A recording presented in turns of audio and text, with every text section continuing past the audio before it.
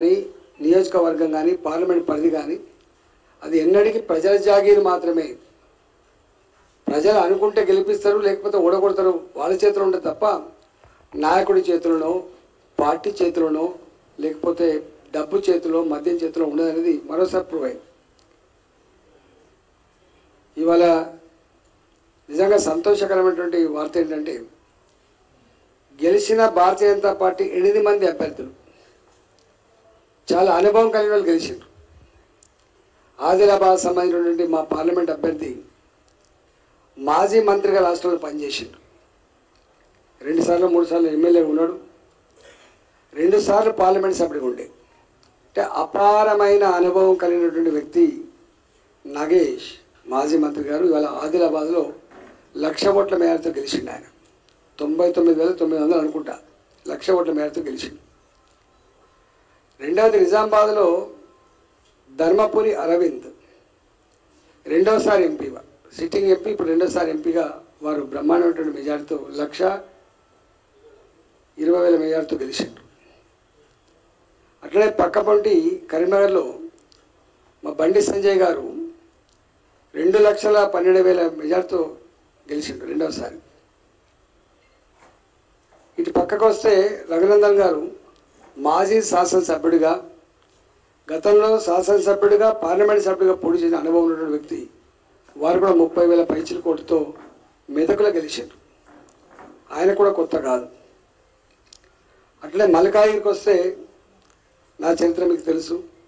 అక్కడ 3,91,650 ఓట్లతో అక్కడ గెలిచింది. ఇటు పక్క మా విశ్వేశ్వరరెడ్డి గారు చేవెలలో వారు కూడా రెండోసారి పార్లమెంట్ సభ్యుడయ్యారు. 1,75,000 మేరతో గెలిచింది అక్కడ వారు. డీకే రాష్ట్రంలో మంత్రిగా 3 సార్లు ఎమ్మెల్యేగా ఇవాళ మళ్ళీ వారు పార్లమెంట్ సభ్యురాలుగా దాదాపు 3,800 4,000 మేరతో వారు గెలిచిండ్రు. అంటే 8 మంది శాసనసభ్యులు ఎవరైతే గెలిచిండ్రు, కిషన్ రెడ్డి గారు వారైతే 3 సార్లు ఎమ్మెల్యేగా ఉన్నారు. అదేవిధంగా 2 సార్లు ఎంపీగా, మంత్రిగా పనిచేస్తున్నారు వారు. 8 మందికి 8 మంది వీళ్ళందరూ కూడా అపారమైనటువంటి అనుభవం ఉన్నవాళ్ళు. ఈ సందర్భంగా నేను తెలంగాణ ప్రజానీకానికి వినమ్రంగా చేసే విజ్ఞప్తి ఏంటంటే మేమందరం కొత్తగా ఎన్నికైనటువంటి పార్లమెంట్ సభ్యులం, ప్రజాప్రతినిధులం కాదు.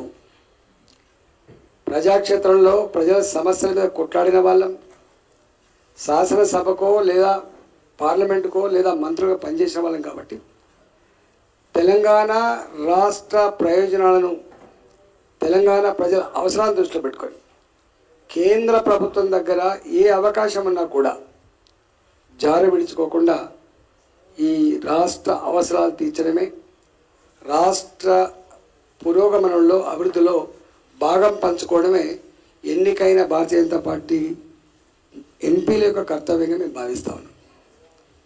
మేము ఊర్లు తిరుగుతున్నప్పుడు మాకు వచ్చిన రిప్రజెంటేషన్ ఏవైతున్నాయో దాన్ని తప్పకుండా కడికనే చేసుకుంటాం.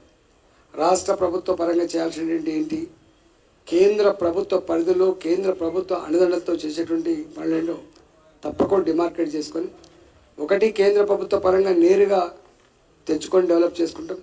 రెండోది రాష్ట్ర ప్రభుత్వానికి తప్పకుండా ప్రజల పనులు కాబట్టి, ప్రజా అవసరాలు కాబట్టి, ప్రజాప్రతినిధులు ఎన్నుకోబడ్డం కాబట్టి డెఫినెట్గా రాష్ట్ర ప్రభుత్వ బాధ్యత కూడా నిర్వర్తించడంలో ఎక్కడ విఫలమైతే వాళ్ళ వెంటపడి ఆ పని చేయించే ప్రయత్నం కూడా చేస్తాం.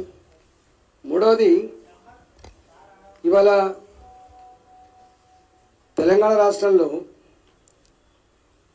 మొన్న ఏర్పడ్డ ప్రభుత్వం, రేవంత్ రెడ్డి ప్రభుత్వం అనేక హామీలు ఇచ్చింది. ఇవాళ మేము ప్రతిపక్షంలో ఉన్నాం, బాధ్యత కలిగిన ప్రతిపక్ష పార్టీ హోదా వచ్చింది మాకు.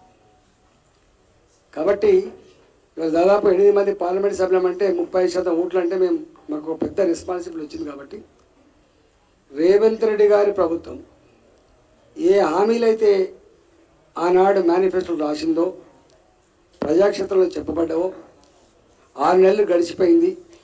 ఒక ఆర్టీసీ బస్సులలో ఉచిత ప్రయాణం తప్ప ఏ ఒక్క సమస్య కూడా పరిష్కారం చేయలేదు. కాబట్టి నా తెలంగాణ మహిళలకి నెలకు గౌరవ భృతి కింద 2,500 రూపాయలు కావచ్చు, పేదలకు ఇల్లు కట్టించే డబుల్ బెడ్రూమ్ కట్టించే కార్యక్రమం కావచ్చు, మా నిరుద్యోగ యువతకి 4,000 రూపాయల భృతి కావచ్చు, చదువుకున్న ఆడపిల్ల